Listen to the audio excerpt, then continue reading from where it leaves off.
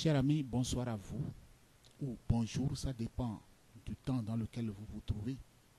Autrement dit, salut à vous.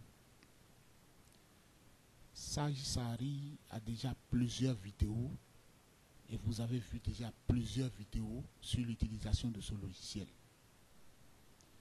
Mais je ne suis pas venu pour répéter mes prédécesseurs, surtout Aimé, que vous connaissez et qui a mis beaucoup de vidéos sur l'utilisation de Sage Sari. Moi, je suis juste venu pour vous parler de ce que peut faire l'administrateur de ce logiciel-là. Alors, lorsque nous utilisons souvent les logiciels comptables, il y a des endroits où l'on sécurise ces logiciels-là. La sécurité a donné à ce logiciel pour permettre à ce que les responsabilités soient situées lorsque l'on constaterait des erreurs. C'est de cette sécurité que je veux vous parler aujourd'hui.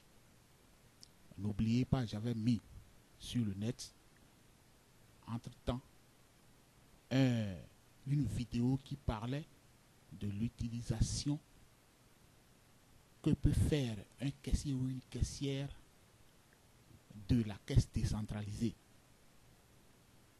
À présent, je parlerai alors de la sécurité. Je considère alors que vous êtes des administrateurs de ce logiciel. Vous n'êtes pas rien que des utilisateurs. Alors, allons sur le logiciel.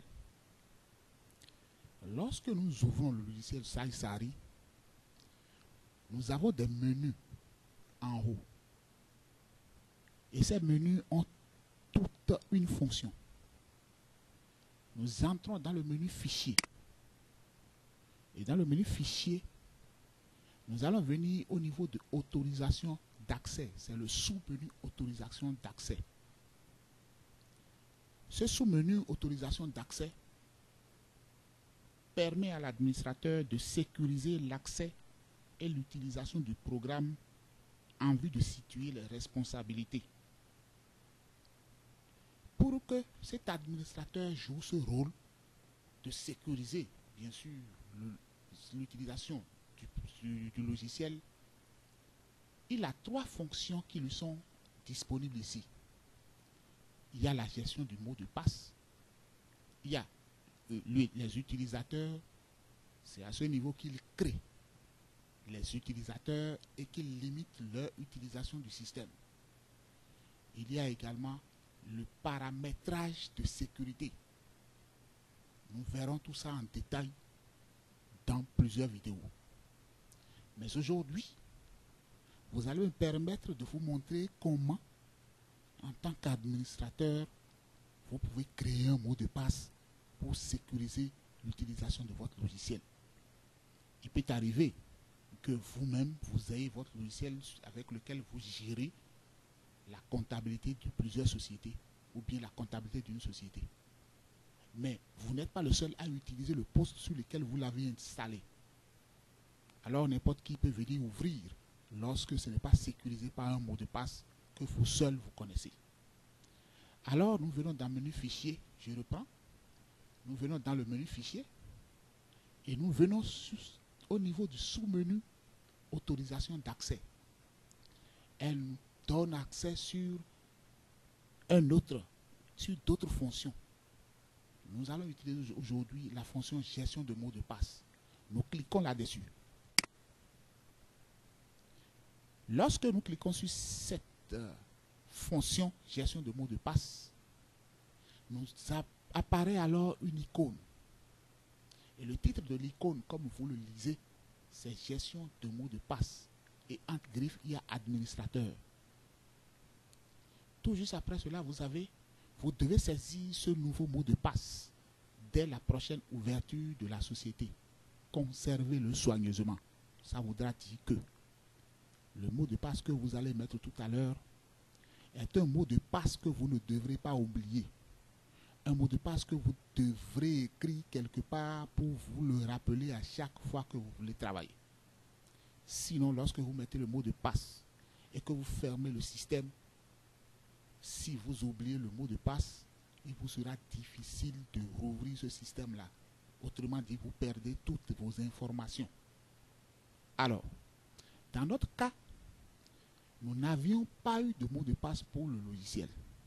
Ça veut dire qu'il n'y avait pas un ancien mot de passe. Donc là où ils ont écrit ancien mot de passe, nous n'avons rien à écrire là. Et nous venons à nouveau mot de passe. Nous cliquons dans nouveau mot de passe.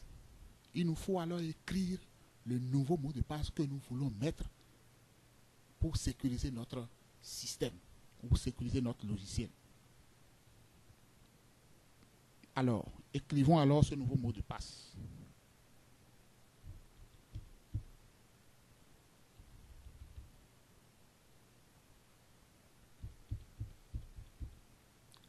Alors, ce mot de passe est écrit.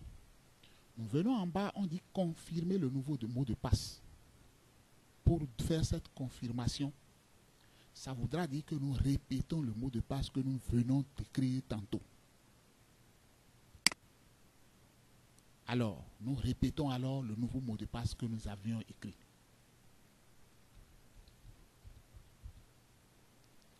Après avoir répété et nous assurant que c'est le même mot de passe que nous avons répété, nous viendrons cliquer sur OK. L'icône vient de partir. Cela voudra dire que le nouveau mot de passe que nous venons de mettre, c'est-à-dire le mot de passe que nous venons de donner au fichier, sécurisera notre fichier et ne permettra pas que quelqu'un d'autre ait accès à ce fichier sans que nous lui donnions le mot de passe. Alors nous allons essayer de fermer ce logiciel pour voir ce qui va se passer lorsque nous allons l'ouvrir à nouveau. Fermons-le. Nous allons rouvrir le fichier alors comptable.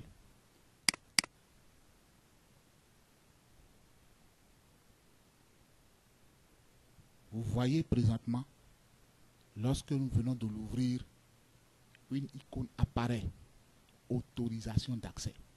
Est-ce que nous avons l'autorisation d'accéder à ce logiciel? Ça veut dire que n'importe qui utilise le même ordinateur que nous ne pourra pas se hasarder à utiliser notre fichier comptable tant qu'il n'est pas le mot de passe sur lui.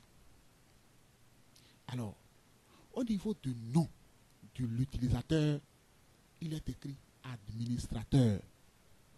Nous avons donné le mot de passe en étant administrateur parce que nous n'avons pas créé d'utilisateur. Lorsque nous avons donné le mot de passe en étant administrateur, c'est le mot de passe administrateur que nous allons mettre pour pouvoir nous retrouver. Nous ne devons pas toucher au nom de l'utilisateur administrateur qui est là. Alors là où il y a un mot de passe, nous allons simplement écrire le mot de passe que nous venons de mettre. Mettons-le alors.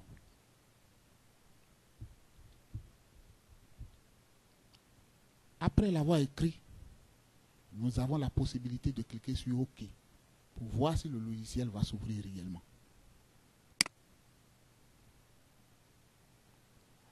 Alors la partie qui était entre-temps grisée est dégrisée. Ça veut dire que le logiciel a reconnu le mot de passe que nous lui avons donné et a reconnu que c'est nous-mêmes qui sommes en face du logiciel. Alors ce soir, nous allons nous arrêter là pour continuer après sur comment créer des utilisateurs et comment, après les avoir créés, limiter leur utilisation par rapport au logiciel.